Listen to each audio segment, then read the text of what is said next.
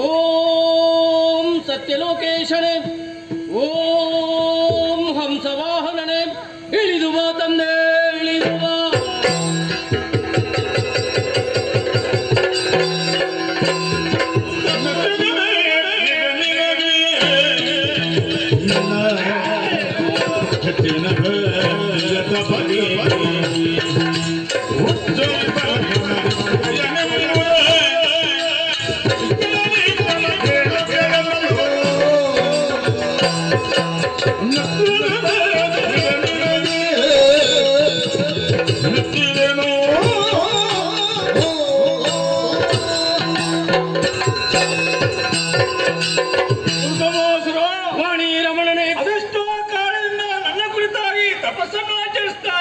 ಹೌದು ತಂದೆ, ಶರೀರವನ್ನೇ ದಂಡಿಸ್ತಾ ಇದ್ದಿ.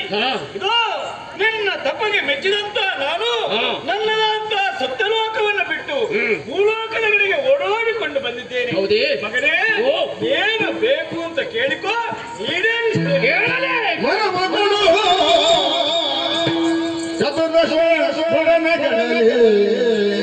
ಅಧಿಕ ಬೆಳೆಸುವ ಪರಮ ಪದ ಪಾಲಿಸುವುದು ಶರಣದಲ್ಲಿ.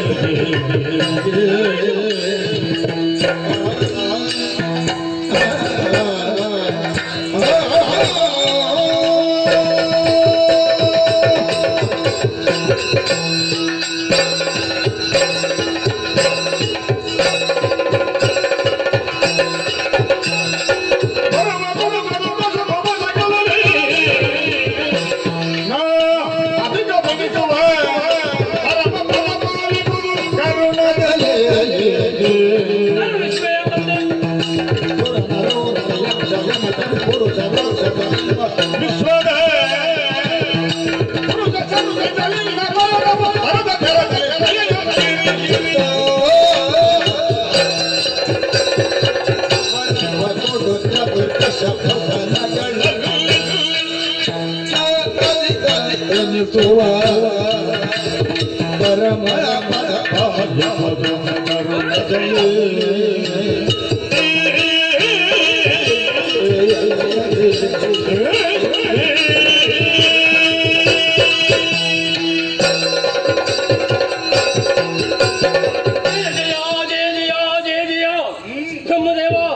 ಮತ್ತೊಮ್ಮೆ ಪವಿತ್ರವಾದ ಪಾದದ್ವಯಗಳಿಗೆ ನಮೋ ನಮಃ.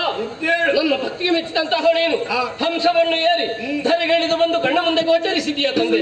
ನನ್ನ ಆಸೆ ಈಡೇರಿಸಿಕೊಡ್ತೀಯಾ? ಖಂಡಿತ. ನನ್ನ ಆಸೆ ಈಡೇರಬೇಕಾದ್ರೆ ನಿನ್ನ ಪರಿಪೂರ್ಣವಾದಂತಹ ಅನುಗ್ರಹ ಈ ಭಕ್ತನ ಮೇಲೆ ಇರಬೇಕು.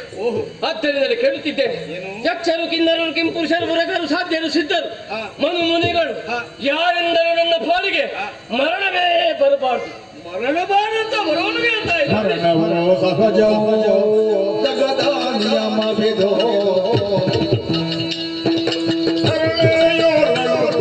ನದಿ ಕೊಲ್ಲದ ಪರಶುವೇದನೋ ಬಿಡಗೊಳ್ಳಲು ನೀನೋ. ದುರದಲೇ ಗೆಲುವರಿಲ್ಲ ಮರಣವು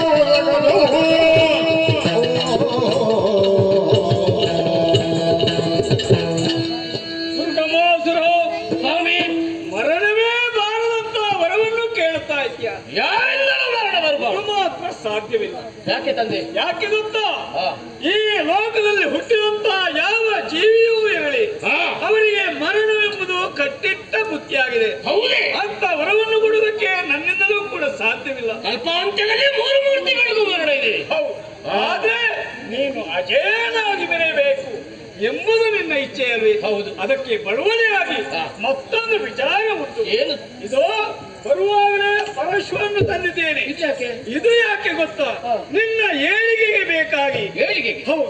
ಈ ಪರಶುವನ್ನು ಹಿಡಿದುಕೊಂಡೆ ಅಂದಾದ್ರೆ ಯಾರು ನಿನ್ನ ವೈರಿಗಳಾಗಿ ನಿಲ್ತಾರೋ ಅಂತವರ ಎದುರಿಗೆ ಇದನ್ನು ತೋರಿಸಿದ್ರೆ ಸಾಕು, ನಿನಗೆ ಇನ್ನು ಮುಂದೆ ಅಪಜಯವೇ ಇಲ್ಲ. ಆದ್ರೆ ಒಂದು ಮಾತು. ಏನು ಸ್ವಾಮಿ? ಎಲ್ಲಿಯಾದ್ರೂ ನಿನ್ನ ಕಣ್ಣು ತಪ್ಪಿ ಮನಸ್ಸಿಗೆ ಗೋಚರಿಸದೆ ಇದೋ ಪರಶು ದೂರ ಆಯ್ತು ಅಂತಾದ್ರೆ ಅಲ್ಲಿಗೆ ಮಾತ್ರ ನಿನಗೆ ಅಪಜಯ ಖಂಡಿತ. ಅದು ಕೈಯಿಂದ ತಪ್ಪಿಸುವುದಿಲ್ಲ. ನಾವು ತಪ್ಪಿಸಬಾರದು, ಕೈಯಲ್ಲೇ ಇರ್ತಾರೆ. ಆದಿತ್ತು ಇದೋ ಹಿಡಿದುಕೋ.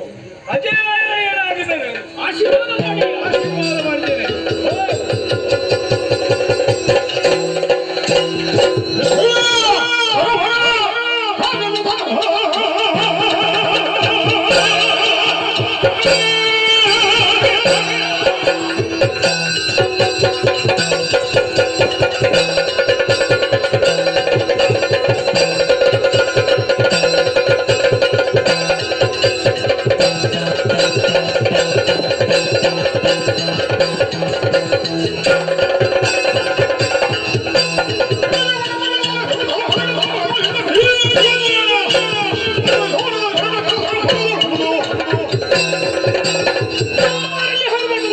ಿ